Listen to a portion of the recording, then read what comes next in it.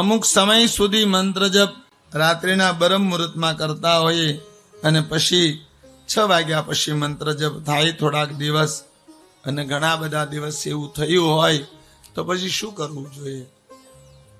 કંઈ કરવાની જરૂર નથી. તમે એક દિવસ 11 માળા કરતા હો સાંજ સવાર અને પછી મંત્ર જપ ન કરી શકો તો બીજા દિવસે 22 માળા આગળ દિવસની અને ઓલા દિવસની કરવી જોઈએ. 3 દિવસ સુધી તમારો મંત્ર જપ તમે રિપીટ કરી શકો છો, પછી કરવાની મનાઈ છે.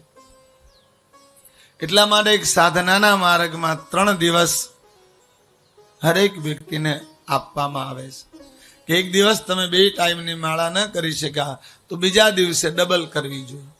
બીજા દિવસે ન કરી શકો તો ત્રીજા દિવસે ડબલ કરવી જોઈએ અને ત્રીજા દિવસે ન કરી શકો તો ચોથા દિવસે 3 દિવસની તમે કરી શકો છો.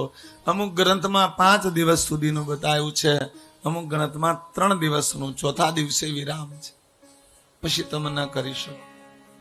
તો જેટલો જપ આપનો રેડ્યો હોય એ કરી નાખવો જોઈએ.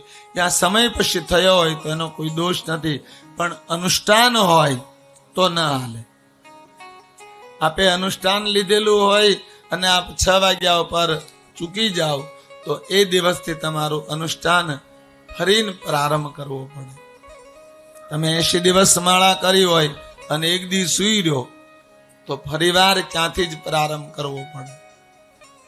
80 દિવસ પછી તમારા ગણાય નહીં.